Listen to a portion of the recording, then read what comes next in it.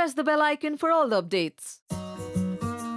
Hi friends, तो आपका और मेरा इंतजार खत्म हुआ। बहुत दिनों से डिमांड की जा रही थी कि मैं इस एक्ट्रेस को आप लोग के सामने लेकर आऊँ मेरे सैलून टाइम में, जहाँ आप चाहते हैं कि वहाँ पर गप्पे होते हैं, बहुत सारी बातें होती हैं, उनकी जर्नी के बारे में हम बातें करते हैं। तो जी हाँ, आपका इंतजार खत्म हुआ और जानना चाहेंगे वो कौन सी एक्ट्रेस है जिसके बारे में सबसे ज़्यादा मुझे मैसेजेस आते थे।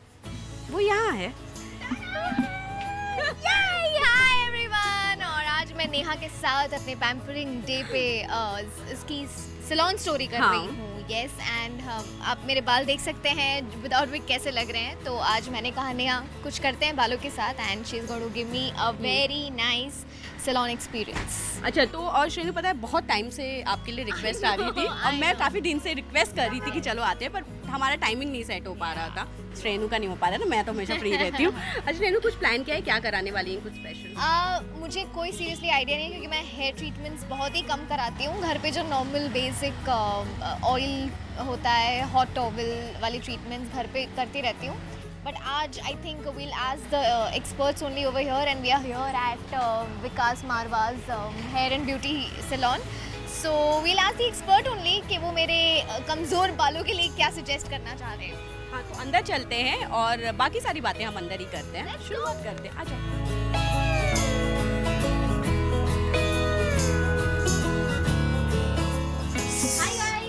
Hi, good, thank you. Thank you so much. It's so pleasant to have you in our salon. Thank you. It's my pleasure also that I'm here to pamper myself today, and I'm looking forward to getting a nice treatment on my hair. Sure, you'll get an excellent treatment by our professional hairstylist. Yes. Please have a seat, ma'am. Thank you. So my only concern is we wear wigs most of the time, so wherever the clips are, the hair is really brittle over there, and otherwise also overall the growth is very less volume and no smoothness, nothing. So I really want to give some nutrients other than yeah. I see. Okay, so what I can suggest you, the kind of hair you have, I feel it needs more of health benefits. Okay, Right. because the texture is kind of brittle, I feel. So it can be improved by doing a treatment called Olaplex. So we'll start with that treatment, and it will be more of like a spa. It will give you slight bit of shine also. Right. And if you like the treatment, you can continue also. Yes. Couple of settings will make your hair really.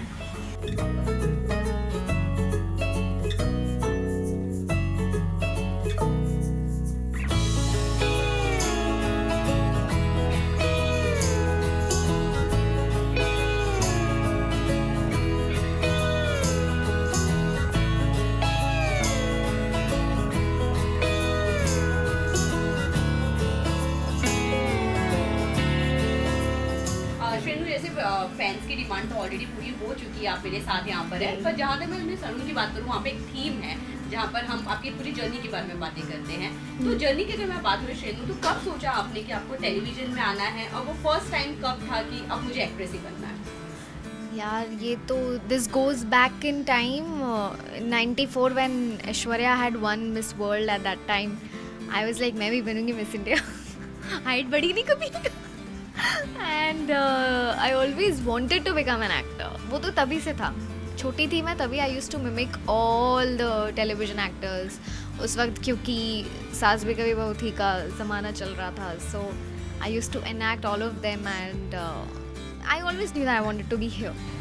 अच्छा, first show की बात करूँ तो पहला कौन सा show था श्रेणु जो आपको ऑफर हुआ, फर्स्ट टाइम कैमरा फेस करने का एक्सपीरियंस कैसा रहा? ओके, तो फर्स्ट ऑफर तब हुआ था जब मैं ऑलरेडी पढ़ाई कर रही थी कॉलेज में, एंड मुझे फ़ोन आया था। I am from Baroda, everyone knows. So I was there and I got a call from Sphere Origin saying that हम बालिका वधू का लीप ले रहे हैं, तो we will like to audition you.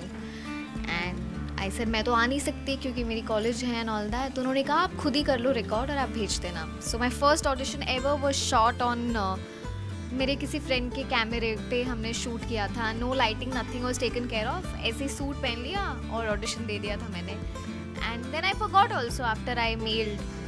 After 15 days I got a call that आप please Mumbai आ जाइए because you are selected. So I came to Mumbai. भाई एक दिन के लिए आई थी, घर वर कुछ था नहीं मेरे पास। सुबह आई ट्रेन में और रात की ट्रेन थी वापस। I went to the office and same जो था वो with makeup, hair, this time it was with better lightings and good camera, everything.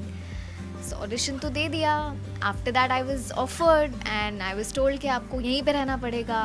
पापा की छड़ी मुझे याद आ गई कि बेटा पढ़ाई नहीं करोगी तो तुम्हें कुछ नहीं करने दूंगा मैं.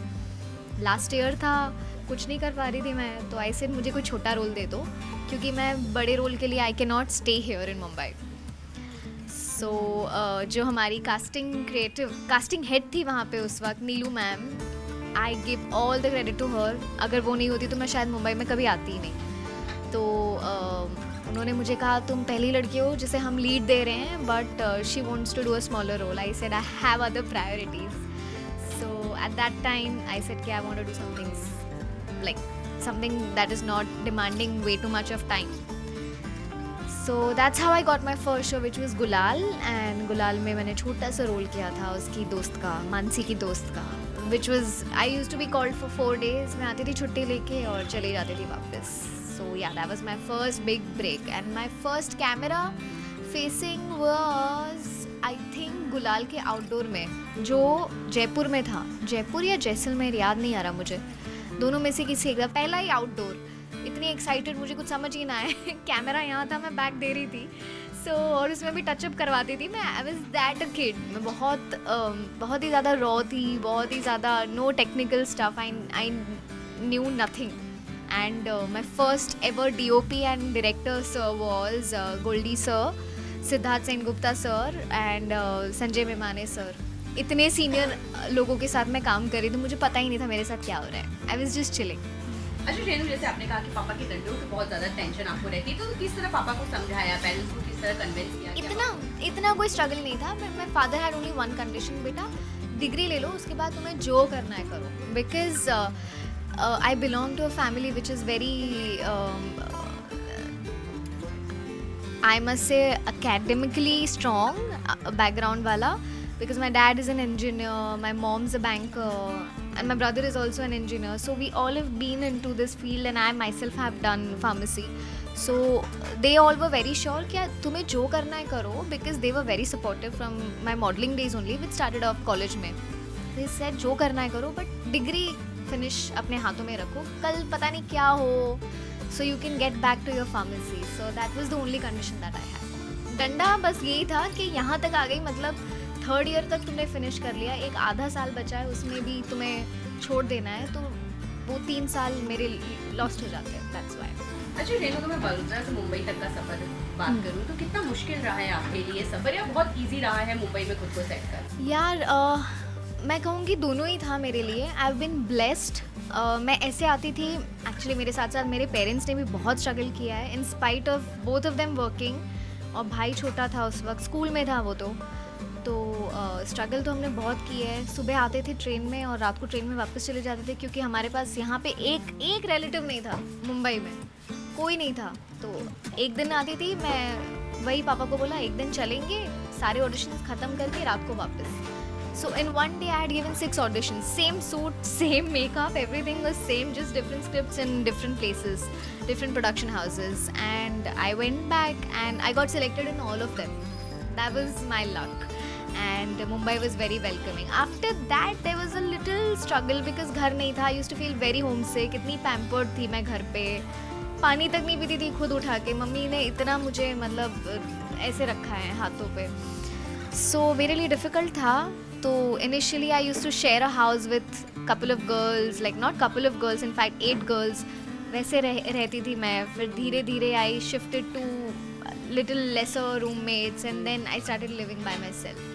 So this was a journey which was difficult for me. और ट्रेन में ट्रैवल करती थी, बस में ट्रैवल करती थी, टिकट्स नहीं मिलते थे, हम लोग नीचे बैठते थे with my father. So all these things अब मैं सोचती हूँ तो मुझे बहुत अच्छा लगता है कि like wow, I have struggled and you know that's what has taken me here.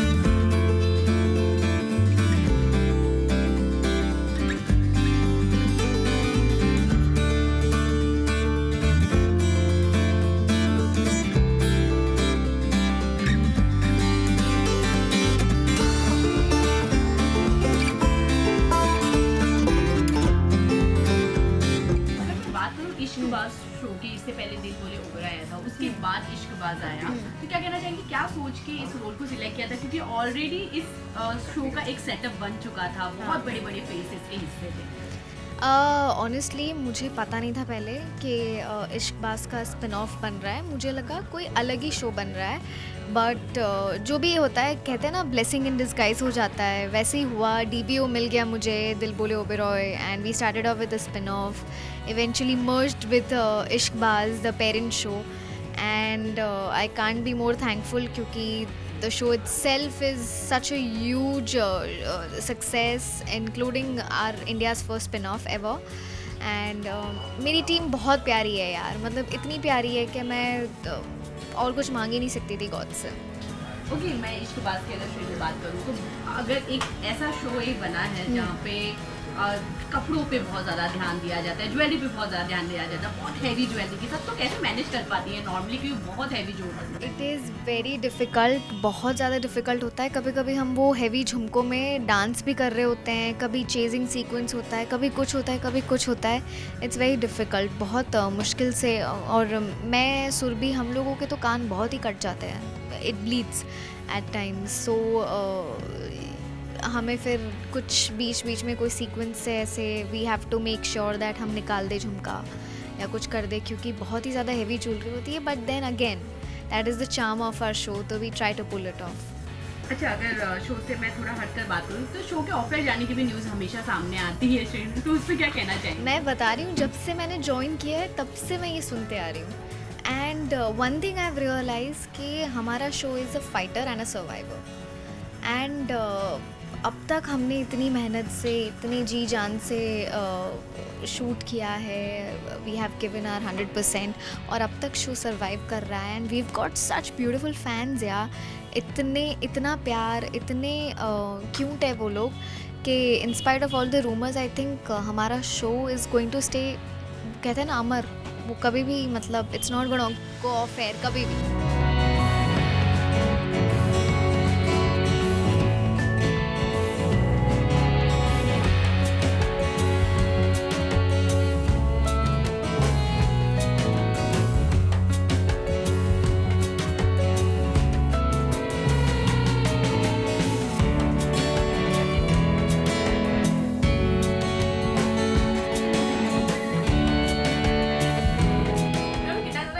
Tele मसाला के साथ ये सेगमेंट आपने इसमें मैं बहुत ज़्यादा थैंक यू कहना चाहूँगी टेली मसाला को कि ये मेरे नए अवतार का पूरा क्रेडिट उनको जाता है एंड उसके बाद इनको जाता है. He suggested me everything from the hair cut to the hair colour to everything to the spa that we did and my hair is looking amazingly healthy and beautiful and bouncy.